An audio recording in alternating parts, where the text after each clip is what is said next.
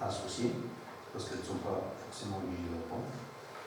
Un avis dans lequel il n'est pas formé d'observation particulière, l'avis de la Chambre d'agriculture des Pyrénées-Atlantiques du 14 juin 2023. Un avis favorable sans réserve et avec salutation, l'avis du bureau du syndicat mixte du SCOT Pays Basque et Seigneurs du 22 juin 2023. L'avis mentionne une erreur matérielle minime à corriger au sein du rapport de présentation.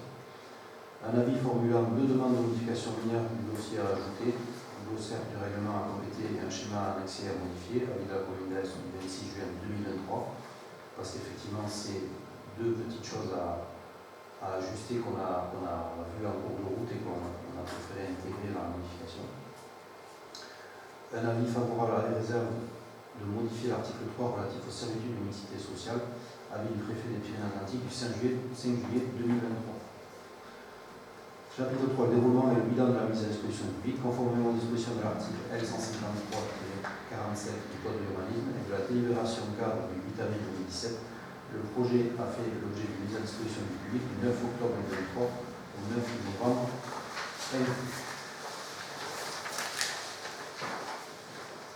Le public a été informé des motifs de ce projet et des modalités de sa mise à disposition, en amont de sa mise à disposition par voie de presse locale, Journaux Sud-Ouest et la République des Pyrénées paru le 29 septembre 2023, en amont et pendant toute la durée de la mise à disposition par voie d'affichage au siège de la communauté d'agglomération Pays Basque, à compter du 28 septembre 2023, ainsi qu'à la mairie de la Hetz, à compter du 29 septembre 2023. Pendant toute la durée de cette mise à disposition, le public a pu consulter le dossier mis à disposition en version de papier à la mairie de la Hetz, ainsi qu'au siège de l'agglomération Pays Basque, au jour et heure habituelle d'ouverture des bureaux, en version numérique et sur le site internet de la communauté d'agglomération Pays Basque. Ce dossier comportant le projet de modification simplifiée numéro 1 du PLU de la commune de Hetz, quelques préalablement soumis à l'examen de la MRAE et des PPA. Sa présentation synthétique ci-avant, la décision de la MRAE et les avis des PPA, qui ont donc été joués en dossier. La délibération motivée du Conseil communautaire décidant de ne pas réaliser une évaluation environnementale sur avis conforme de la MRAE. L'avis d'information précité. Le public a pu formuler ses observations par écrit sur les deux registres papier mis à disposition en mairie de la Hetz et au siège de l'agglomération Pays Basque. Durant cette période, le projet n'a pas fait l'objet de remarques de la part du public. Donc, personne n'a fait de remarques. Quand on parle de participation citoyenne, c'est aussi ça. La prise en compte de la décision de la MRAE, des avis du PPA et des observations du public dans le chapitre 4. Sur la base de l'avis du syndicat mixte du SCOT, Pays Basque et du Seignance, l'erreur matérielle inscrite au sein du rapport de présentation est corrigée, il s'agissait de la hauteur des portails. Sur la base des demandes formulées par la commune d'Hetz au sein du glossaire du règlement écrit, la définition des voies ouvertes à la circulation publique est complétée. Le schéma illustratif du bassin de rétention présent en annexe 3 du règlement est également modifié à la demande de la commune, avec la validation des services techniques de l'agglomération, puisque c'est les services techniques de l'agglomération qui réalisent toute la partie instruction sur les eaux pluviales. Sur la base de la réserve formulée par le préfet des Pyrénées-Atlantiques, l'article 3 du règlement décrit les zones U1 à U du PLU est modifié afin de préciser en pourcentage la part de logements locatifs sociaux financés en PLAI ou en PLUS au sein de la production de logements locatifs social, et cela afin de limiter la production de PS conformément au plan local de l'habitat. Le plan local de l'habitat, il ne nous demande pas précisément à chaque opération de respecter un pourcentage de part de logements locatifs sociaux financés en PLAI et en PLUS, puisqu'on est dans la zone, on n'est pas dans la zone de la côte la plus tendue, mais on est dans la zone rétro-littorale. Mais comme ça correspond exactement à ce qu'en fait on produit aujourd'hui dans nos différents programmes, quand on a pu le comparer, on a vu que sur les programmes qu'on a autorisés sur les 3 premières années, on était exactement dans le pourcentage qui nous était demandé de préciser par le préfet. Donc on a fait le choix avec en commission de prendre en compte cette remarque-là. Ce qu'on appelle la zone A2 ou B ou quelque chose comme ça, c'est pas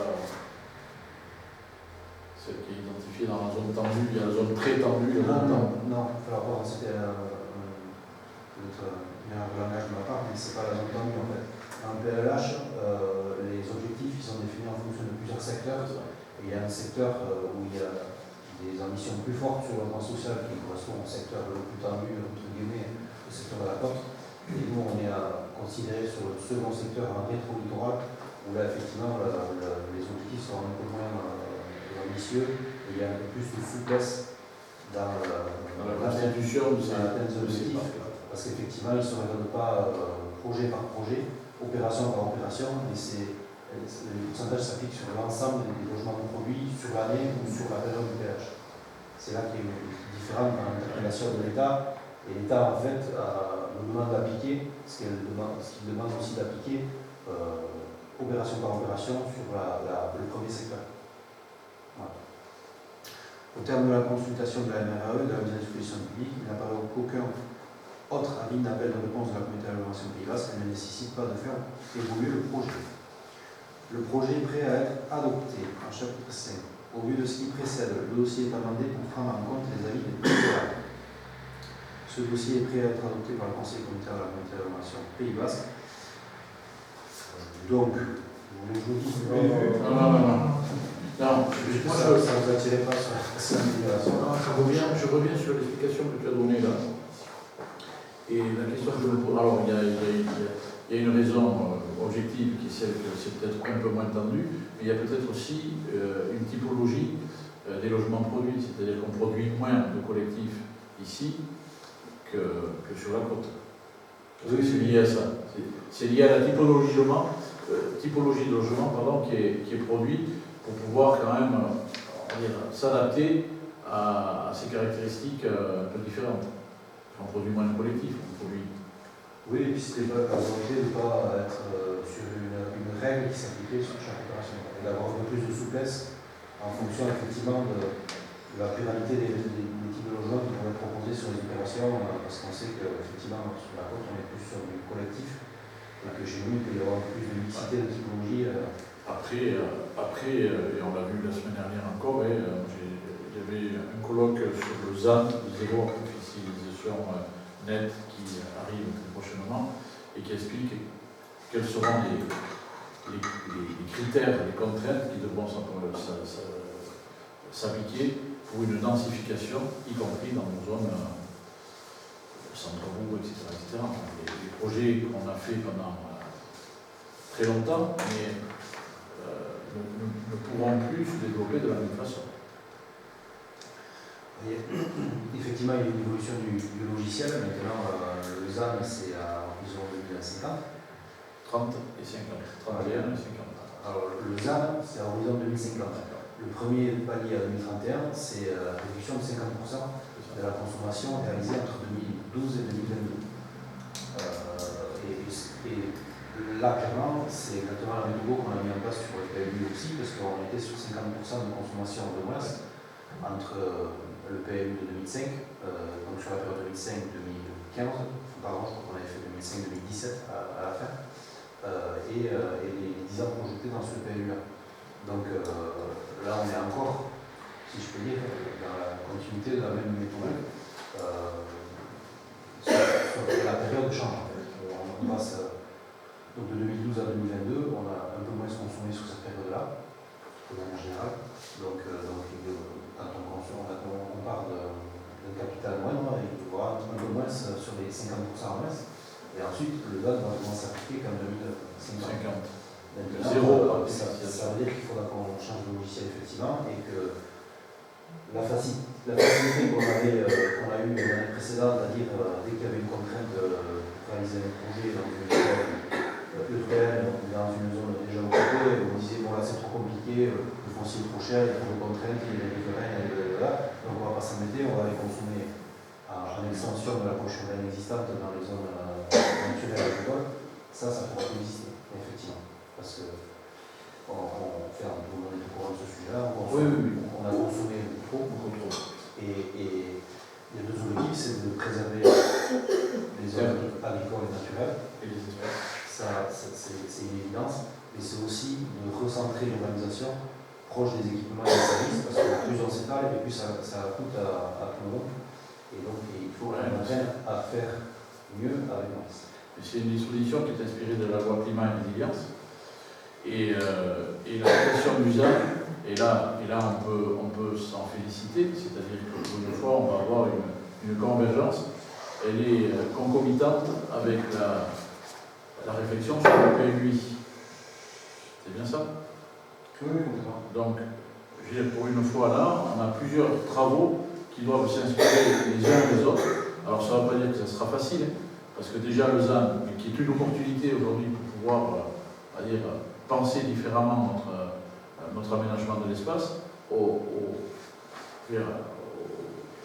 à l'analyse de ce qu'est la loi climat-résilience, vient totalement s'imbriquer dans les travaux qui sont liés au PLUI. Alors, PLUI, il y a 24 communes, en beaucoup de choses, je ne sais plus. Oui. PLUI qu'on appelle Labour Ouest, oui. Avec 24 communes, dont des communes littorales, alors qui n'ont pas forcément grand-chose à voir avec nous, mais aujourd'hui tout est imbriqué, tout est lié. Je disais tout à l'heure, 12% de la population qui travaille sur le territoire, ça veut dire qu'elle va travailler ailleurs. Donc aujourd'hui, les bassins de mobilité, les bassins de vie, ils sont beaucoup plus élargis que la commune au sens stricto sensu. Par contre, oui, il y a une spécificité à ce PLUI, c'est qu'il englobe un autre PLUI qui n'est pas terminé, qui devrait trouver une finalisation. Je veux parler du PLU, comment on l'appelle, Côte Basque, Agba, voilà, et qui doit aussi s'interroger et prendre en compte les nouveaux éléments de réglementation tels que le ZAN et compagnie. Voilà. Après, le ZAN doit s'appliquer au travers du SCOT. C'est le SCOT qui doit territorialiser le ZAN, parce que le ZAN, comme à chaque fois, le poupée russe en urbanisme, ça vient de l'Europe, ça a été appliqué en France, c'est descendu aux régions, c'est territorialisé par région, puis compatible par le STRADET. Par le périmètre du SCOT, et donc ensuite ça s'applique au PLUI. Donc dans la temporalité, il y a un SCOT qui va être arrêté, qui va être approuvé avant la fin de ce mandat, c'est l'objectif, qui viendra définir, donner les capacités d'utilisation du foncier sur les différents territoires. Et donc derrière, c'est le PLUI va les reprendre, va les reprendre, mais le PLUI, lui, aura une approbation sur le mandat suivant, c'est-à-dire en 2028 ou 2029. Donc ça s'appliquera sur le territoire aux alentours de 2030. Donc l'atterrissage, mais un peu de temps, sachant que le premier objectif c'est 2031. Mais on ne peut pas faire plus. Mais le dernier conseil communautaire a quand même prescrit la mise en place de ce PLUI Labour.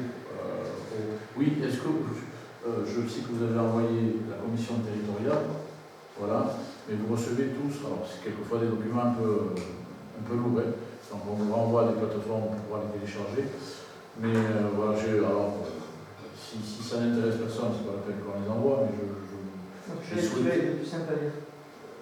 Commission territoriale, le dernier était très très simple, mais pas moins important et avec une actualité évidemment surprenante, puisqu'on parlait des changements de destination, donc autour du Airbnb, etc. Et vous avez vu ce qui s'est passé dans le vote de la loi de finances, puisque nos députés ont voté une coquille, mais qui, tout compte fait, va bien pour ce territoire, puisque vous savez qu'il y avait une niche fiscale à 71% de défiscalisation sur le Airbnb. Le gouvernement avait beaucoup rechigné pour que ce soit à 50. Il y avait un amendement pour que ce soit à 30.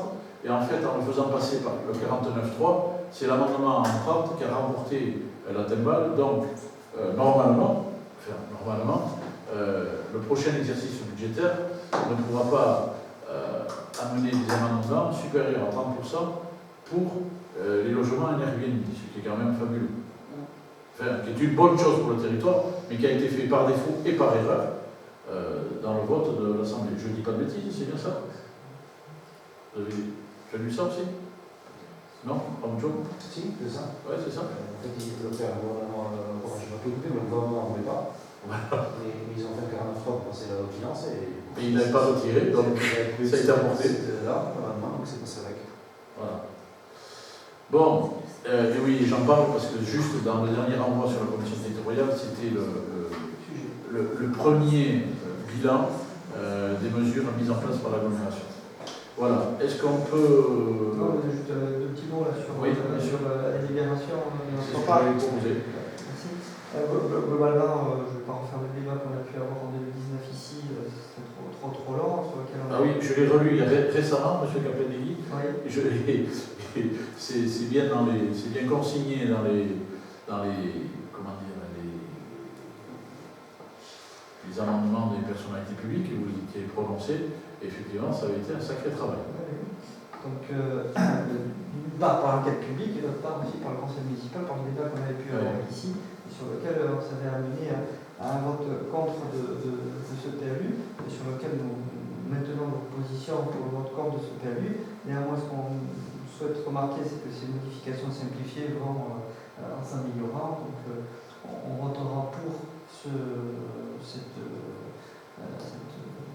délibération. Précisons une donnée que vous approuvez cette modification sans approuver le PLU dans son intégralité. Voilà. Donc, c'est déjà une bonne chose. On va finir par ça. C'est le message qu'on souhaite passer. Parfait. Merci, monsieur. Ça fait deux merci, M. Capelleghi. Ce soir, c'est... J'ai eu peur parce qu'il y a eu beaucoup de votes contre jusqu'à présent. Je me suis dit, c'est vrai comme ça. On arrive à être réfléchi sur certaines délibérations. Merci. Bien. Oui, merci. Donc, comment? On va voter? Oui, on va. Qui vote contre? Il n'y en a pas. Abstention? Il n'y en a pas non plus. Donc, modification du PLU adoptée à l'unanimité, on a bien compris, sans que ce soit inaccessible pour le PLU dans sa globalité. Sachant que c'est une libération d'avis, oui. Et que bien sûr l'approbation se fera parce que oui, c'est une compétence de l'agglomération. C'est une compétence de l'agglomération.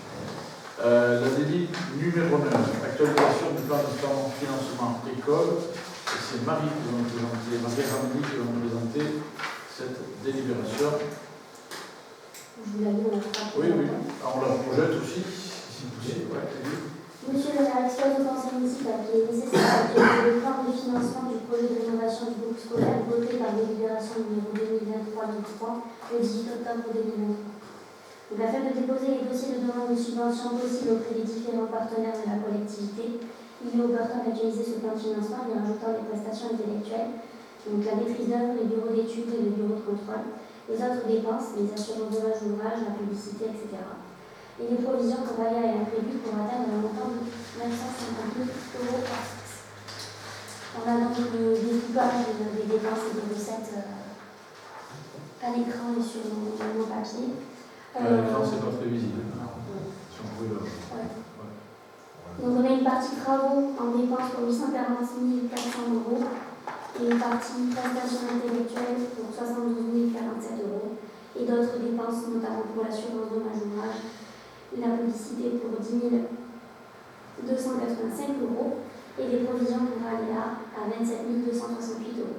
On équilibre ces dépenses avec les recettes de fonds verts estimées sollicitées à 60% pour un montant de 570 000 € et l'appel à projet du financement pour un montant de 190 000 € qui correspond à 20%. Pardon. Et un autofinancement à 20% aussi à 190 000 €. Donc on équilibre à 950 000 €. Voilà. Et on parle bien d'un plan de financement prévisionnel avec les montants sollicités auprès du fonds vert. Et il se trouve qu'on va pouvoir candidater sur ce fonds vert parce que le gain énergétique sur lequel on est à hauteur de 43,6, je crois. 43,6. Il y avait deux hypothèses sur lesquelles on a travaillé. Une hypothèse à 33%, 31%, et une autre hypothèse sur laquelle on était à 43,6. On a été ambitieux, on va dire, on a souhaité aller au maximum du gain qu'on pouvait avoir. Et toutes choses égales par ailleurs, parce qu'elles n'ont pas été justement égales, là où il y avait des financements qui pouvaient s'ouvrir à 30%, cette année, ils ne s'ouvrent qu'à 40%. Donc ça veut dire que si on avait joué petit bras, on n'aurait eu aucun financement du fonds vert. Là, on espère que le fonds vert nous suivra dans ses réalisations de travaux, évidemment. Sur l'appel à projet du département, 20%, on espère bénéficier de tous les gains et de tous les bonus qui peuvent être accompagnés au vu de l'effort qu'on fait sur cette rénovation.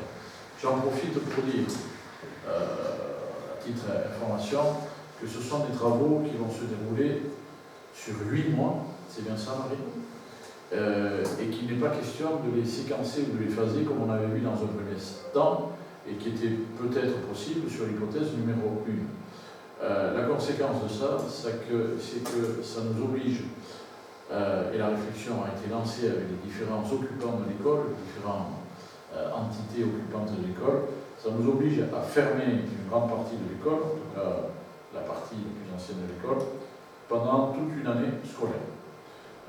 Ce à quoi nous avons déjà informé Lucas Stola pour savoir dans quelle modalité son organisation pouvait être compatible avec la continuité du projet pédagogique. Et de l'autre côté, concernant l'école publique, le centre de loisirs, la crèche a moindre effet parce qu'elle va rester dans son entité, son périmètre constant. Mais tout le reste, il va falloir faire vraiment des efforts d'adaptation, d'adaptabilité pour permettre aux 5 classes concernées de se reloger à l'intérieur de l'enveloppe existante. Donc ça veut dire occuper des locaux qui sont aujourd'hui pas destinés à des locaux scolaires, utiliser des locaux sur temps scolaire alors qu'ils étaient peut-être voués à des occupations associatives, etc. Donc ça va être un effort de toutes les entités.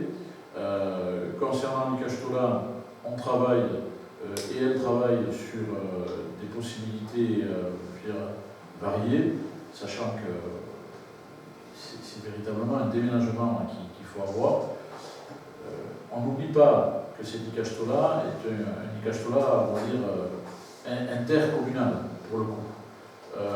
C'est-à-dire avec la commune d'Arboine. À l'heure actuelle, il n'y a que la commune d'Aeth qui supporte, on va dire, cet accueil, mais qu'à l'avenir, la commune d'Arboine doit prendre totalement sa partie et sa charge. Alors la commune, je parle d'entité communale, mais ce n'est pas forcément la mairie, il peut y avoir d'autres solutions. Mais les accords avaient bien été passés aussi avec la mairie. Donc oui, il y a une difficulté qu'il nous faut traiter. On n'est pas en retard, mais on n'est pas en avance.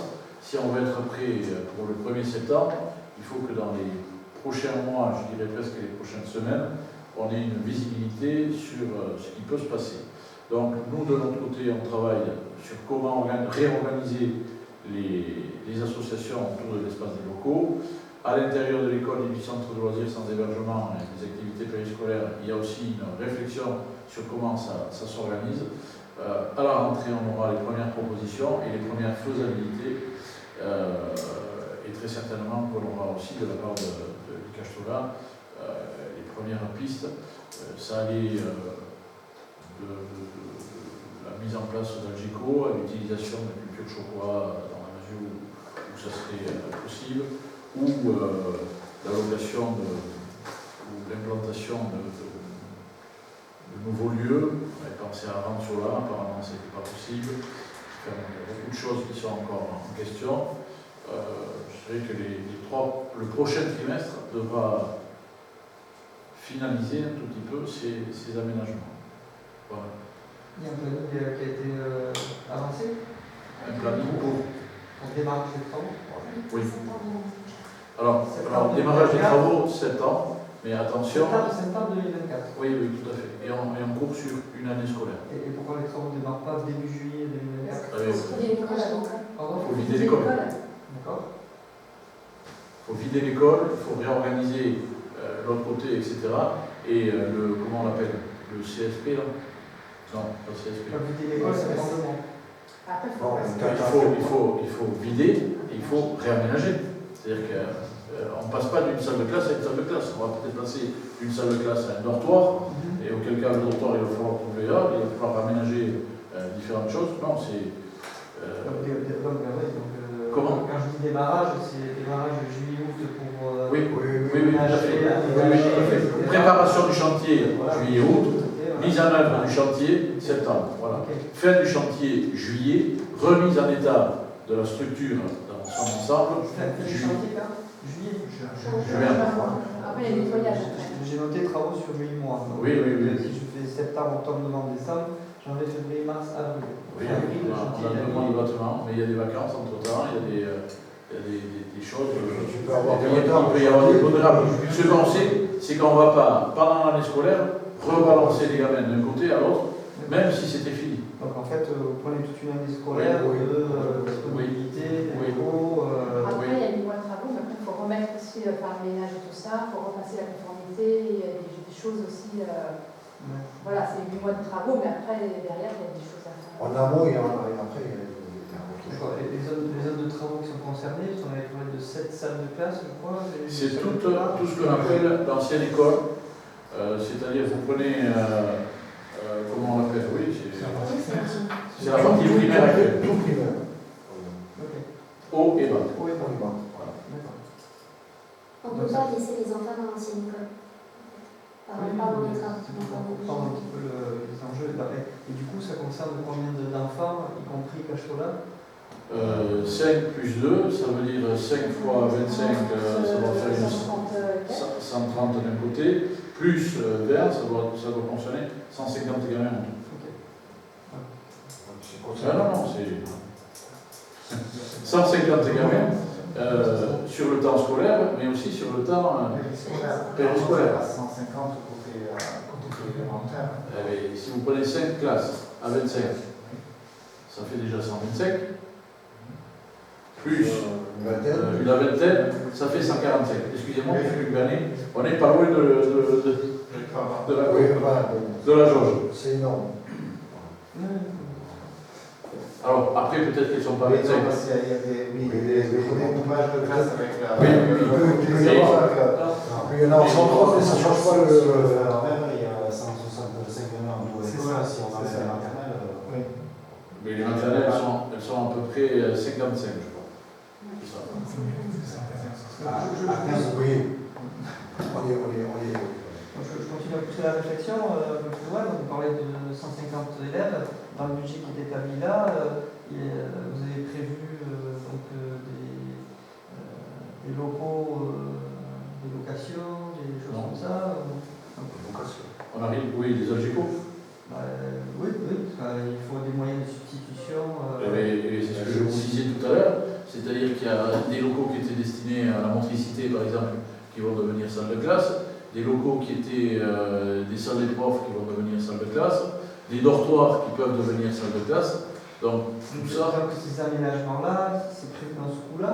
Oui, c'est-à-dire que là, c'est à coût constant, c'est-à-dire qu'on le fera en interne. S'il faut déplacer des tableaux, c'est bien ça dont il était question, etc. On essaie de tenir sur ces. Le plus possible. On atteint. D'accord. Et du coup, vous parliez tout à l'heure pas de phasage, pas de séquençage. Oui. Quelles sont les raisons qui vont mener à ne pas opter pour ce... C'est-à-dire que La nature des travaux. c'était quand on était à 30%. Donc, le volume de travaux n'est pas le même que si tu passes à 43%. Par exemple, il y a une pompe à chaleur, qu'à 30%, il n'y a pas de pompe à chaleur. Tu vois? Donc, ce qui fait que là où on avait imaginé à l'époque de pouvoir faire ça sur 2 fois les vacances scolaires, je crois, ou quelque chose comme ça, en fait, là, c'est plus possible. En plus, le SPS a dit, moi, quand il y a des travaux dans l'école, je ne veux pas voir un seul élève, une seule personne. Vous virez les lieux. Donc, ça a été vite réglé. Après, c'est des solutions qui sont radicales. Oui, Mais non, on n'était pas. On a essayé de négocier, je peux vous dire. Parce que là, il était assez ferme là-dessus. Oui, j'entends. Après, je pose la question. On parlait tout à l'heure d'un rez-de-chaussée d'étage. Je vois très bien. Il n'y avait pas possibilité de faire les travaux d'abord à l'étage, puis ensuite de rebasculer. C'est des choses qui ont été. Alors,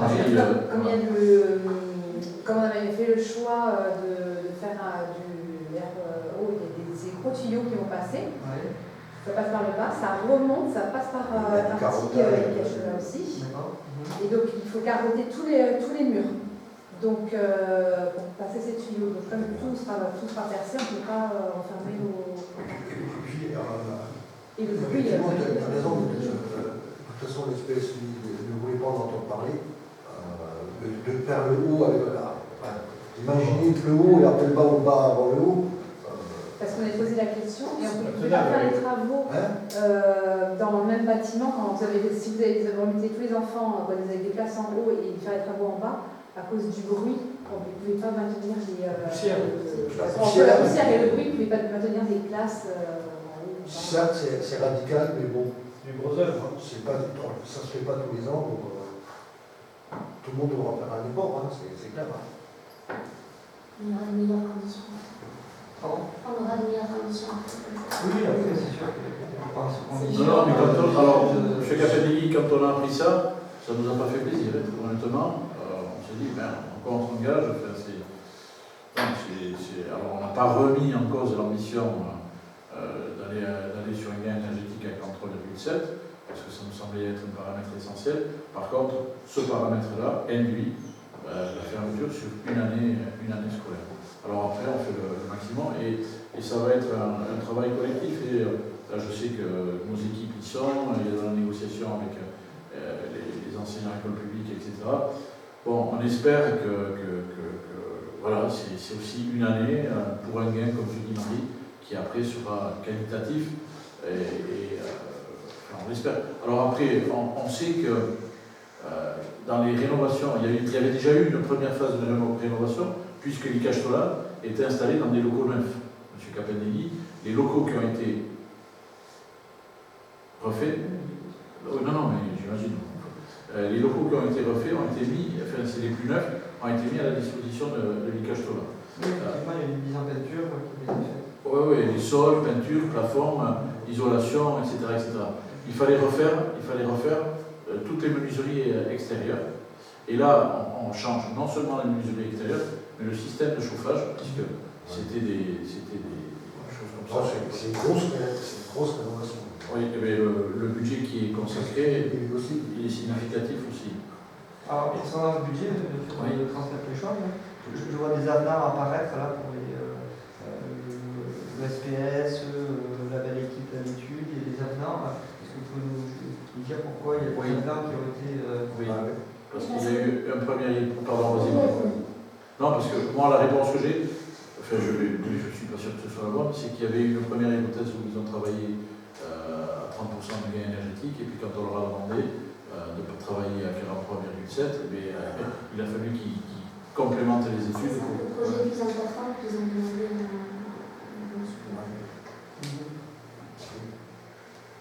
Alors, je m'étonne toujours de ces fonds verts. Oui. Parce que quand on regarde en détail le budget, les dépenses, on voit qu'il y a du gros œuvre, il y a de la démolition, des amiantages. Alors, je vais répondre à cette question. Et finalement, nous sommes allés à la préfecture. On a été en sous-préfecture avec la personne qui gère les dossiers. Effectivement, ils ont commencé à attaquer en disant oui, mais sur l'ensemble des travaux, il y a des travaux qui sont entre guillemets énergétiques et d'autres moins. Et en fait, leur logique, elle est celle-ci. Si le montant des travaux liés aux économies d'énergie, je caricature, d'accord, est supérieur à 50%, eh bien, on prendra l'ensemble des travaux. On n'ira pas chercher si c'est vraiment lié ou pas lié. Parce qu'en fait, la partie qui a été refaite, à la limite, on va dire, on va la refaire, on va pas la subventionner deux fois. Non. Sauf qu'il y a des travaux tellement importants qui vont avoir un impact sur ce qui a été refait. Donc il faudra refaire. Donc on est tombé d'accord sur le fait que c'était une commande qui a été faite au maître d'œuvre, c'est ça, je pense. De chiffrer exactement combien le montant des travaux qui sont liés directement en fait à. Voilà. Et on est à plus de 50%. 52%. Ce qui fait qu'on rentre sur 100% des travaux sur le fonds d'œuvre. Et si on était, Oui. et si Après, on était en dessous de 50, ben là, ils auraient commencé à faire du chirurgical, en fait. Fond vert et de terre. Et de terre. C'est ça, oui, ils auraient ça. Ils étaient isolés. Une approche différente. Oui, après, vous avez bien vu, prévisionnel. Moi, j'aimerais bien qu'on aille sur ça, ça serait très bien. Mais c'est Donc, prévisionnel. Alors c'est quoi? Vous dites ça plutôt dans les dépenses ou dans les recettes? Non, dans la recette, même dans les dépenses, les deux. On est bien d'accord, les deux. Les deux. Après, on n'a pas lancé les marchés encore. Donc, ça, c'est les chiffres issus du maître d'œuvre, les analyses. Après, l'ouverture des prix, c'est autre chose. On aura peut-être de bonnes surprises, mais bon. Et donc du coup là, le maître d'œuvre qui est issu de l'opération, parce que vous en avez un certain nombre entre le fond, l'unité La belle équipe, donc qui pilote l'opération? La belle équipe. C'est la La belle équipe. La belle équipe qui est celui, et là c'est aussi intéressant, c'était celui qui avait fait la première partie de la rénovation. Donc un chantier qui s'était bien passé, une rénovation qui a été appréciée, enfin des éléments quand même sur les choix qui ont été assez pertinents. Bon, on espère que ça continuera comme ça. Oui. Est-ce que vous avez des informations sur la ligne désamiantage? Oui. Oui. Marie?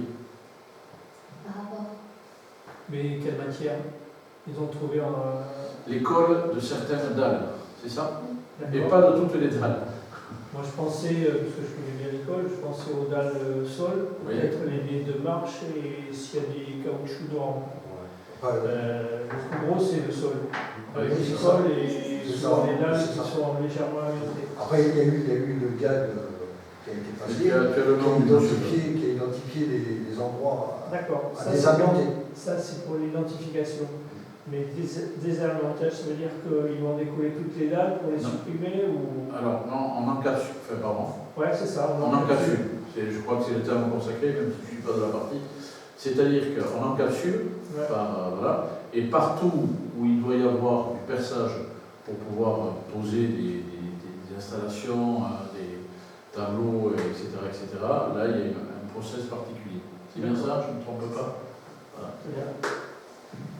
Si je peux me permettre, Oui. l'encapsulage n'est pas une bonne solution, certes peut-être. C'est de l'amiante dur. C'est une bonne solution à court terme, mais à long terme, c'est pas une bonne solution. Parce que dès que vous encapsulez, dans 10 ans, dans 15 ans, on va vous demander peut-être de retirer toute l'amiante, vous aurez 2 fois plus, 3 fois plus de déchets à désamianter. Donc ça va coûter encore plus cher.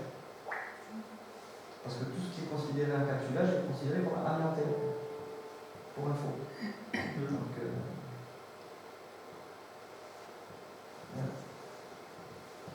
Je sais pas. Je suis pas sûr. merci. Non, ça dépend du process de désavantage. Renseignez-vous. C'est pas tout. Oui, bien, on était là. Parce que moi j'ai le même problème pour les terrasses. On a des terrasses qui sont amiantées, on souhaite faire de l'encapsulage. Il y en a qui l'acceptent parce qu'ils ne veulent pas désamianter, parce que le coût des déchets ça coûte très cher. Donc on encapsule, sauf que dans 10 ans, dans 15 ans, dès lors qu'on veut refaire la terrasse, qu'on veut tout arracher, on considère que tous les matériaux sont amiantés. Donc ça fait un volume de déchets à traiter qui est supérieur.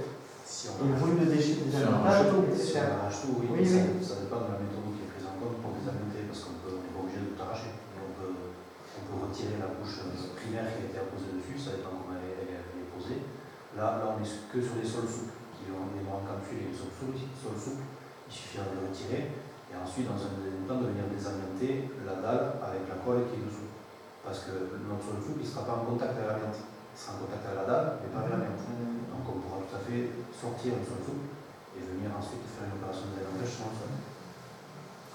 Voilà, c'est ça des dépend process qui sont validés. Alors après, ils sont validés aujourd'hui. Non, mais la question est à poser. Après, Non, mais la réponse qu'on vous a apportée, moi je ne suis pas. Je ne suis pas dans le suivi des travaux, mais je poserai la question. Après l'idée là, j'espère pas qu'il faudra revenir dans 15 ans dessus. Non, mais c'est pas ça, c'est qu'en 15-20 ans, on aura peut-être d'autres travaux à faire, d'autres réhabilitations, peut-être que la réglementation va s'endurcir aussi, donc on ne sait pas jusqu'où on va. À un moment donné, peut-être qu'il y aura un décret qui va tomber, qui va dire qu'il n'y aura plus aucun amiante dans le bâtiment, il faut tout retirer. Méfiez-vous des pessimistes.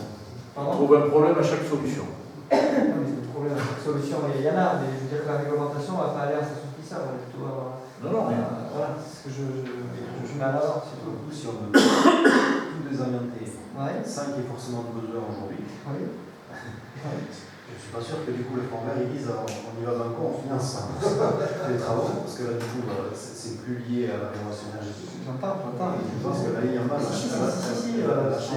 C'est fait indirectement, comme vous l'avez précisé tout à l'heure. À un moment donné, un bâtiment qui est amianté et rénovation énergétique, c'est deux aspects différents. Je veux dire, à un moment donné, lorsqu'on rénove et qu'on réhabilite un bâtiment, forcément qu'on va partir vers un désamiantage.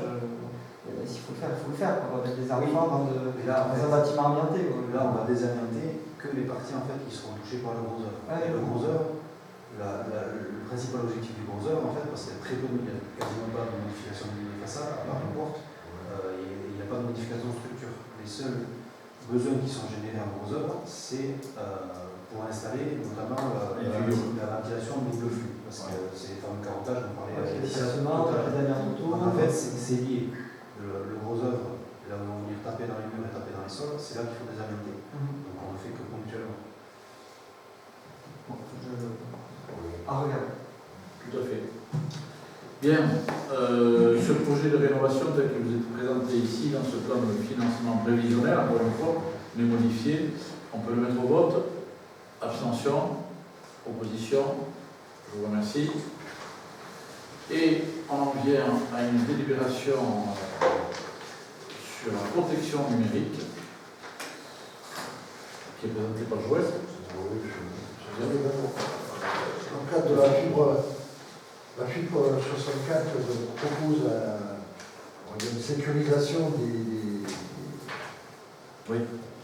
données informatiques, le stockage des données informatiques par une convention qui est gratuite, d'accord, où nous fournissent des logiciels et gratuitement, la mise en place sur nos sites. Donc la proposition alors quand je dis c'est une convention qui dure 3 ans, je crois, donc c'est des anti-spam, anti-virus, et un stockage et mot de passe avec un stockage déporté, je crois. Oui. Voilà. Sachant qu'on a déjà un stockage déporté. Et donc là, il y en aura un autre. C'est gratuit. Ça permet d'avoir un bouclier on peut l'appeler numérique, pour pas antiviral, tout ce que vous voulez. Et une sécurisation des données, sur quoi. Voilà. Et donc ce que vous est proposé, c'est donc de signer cette convention avec la fibre 64 afin de se doter d'une sécurisation supplémentaire sur la commune d'Aix. Des questions? Ce sont les mêmes avec qui on a eu un problème sur la route départementale. Alors avec ça, on trouve que des solutions. avec ça, non. Non, ce sont les mêmes. Non, je pense pas que ceux qui se tirent les lignes, c'est la même chose que Non, mais c'est un syndicat. Oui. C'est un syndicat public, effectivement, Oui. chargé du déploiement de la fibre, mais avec des opérateurs particuliers, et SFR. C'était avec eux qu'on avait, c'était avec SFR qu'on avait le problème. Pas de problème, au contraire, la fibre vous a accompagné. Vous avez essayé de nous accompagner, vous appuyer, et c'était avec leur prestataire qu'on avait privé, délégataire, qu'on avait une difficulté.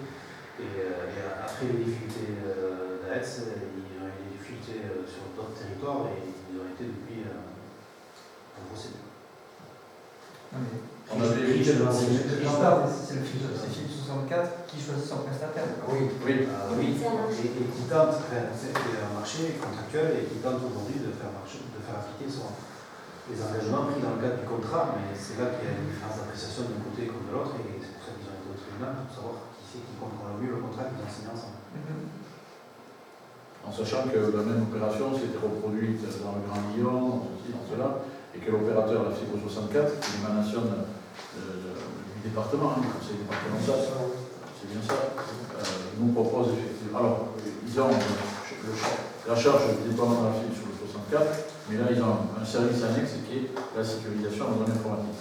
À titre d'information, on a tous entendu parler du piratage de l'hôpital de Dax, je crois, de la mairie de Pau aussi, je crois. Enfin, et dans le département, le SDIS a été à genoux. Le SDIS, c'est le service départemental d'incendie et de secours, qui ont quand même une base de données importante, à genoux, et toujours pas relevé. Ils ont subi un piratage informatique, et pour eux, c'était... voilà. Donc aujourd'hui, ils sont en train de réorganiser tout leur dispositif informatique. Bon. Je fais un parallèle, mais c'est le même principe. Genre là, la fibre 64 va y avoir un prestataire, on va passer des marchés. Donc, je veux dire, si on est dans la même configuration qu'on a pu connaître ici. C'est bien ce que je disais tout à l'heure, méfiez-vous des pessimistes, ils trouvent toujours un problème à chaque solution. Non, mais on fait confiance à cas sur lequel effectivement les enjeux sont importants, comme vous l'avez répété, et sur lequel un organisme public peut être bloqué du jour au lendemain par des demandes de rançon, etc. Donc je veux dire que c'est un sujet très important de nos jours, d'avoir des protections de données, des fonctionnement de tout, je veux dire. Il ne faut pas confondre THD 64 et la FIB 64. De quoi? La FIB 64, c'est le département, et THD 64, c'est SFR. C'est SFR. Donc le département a contracté avec SFR via THD 64. Donc là, on parle bien du département qui met à disposition ce bouclier. Non, mais ce que veut dire M. Capelli, c'est que s'il choisit ses opérateurs de sécurisation numérique, comme il a choisi les sous-traitants et les délégataires, on peut s'inquiéter. Mais on passe tous des marchés, et on peut avoir des difficultés avec des entreprises. J'entends. C'est vrai. Et nous, on a un droit de regard sur ces marchés qui sont passés? Parce que là, on vote donc, comme quoi on demande une protection numérique, etc. C'est un service. C'est un service financé par l'État et le département. Pardon? Financé par l'État et le département. D'accord, mais est-ce que vous avez au niveau communal un droit de regard sur ce qui a été signé, les contrats qui sont passés? On n'a aucun droit de regard. Je veux dire, c'est des choses qui se font au niveau du conseil départemental. Il nous propose un service. Alors, il nous paraît intéressant ou pas. On va pas. C'est un peu comme si eux venaient faire aujourd'hui le vote de leur délibération. Ils ne sont pas là pour ça et nous, on n'est pas là pour ça avec eux. Donc, ils nous proposent un service et on accepte ce service ou pas. C'est aussi simple que ça. Et on n'a pas de droit de regard. Non. Ils sont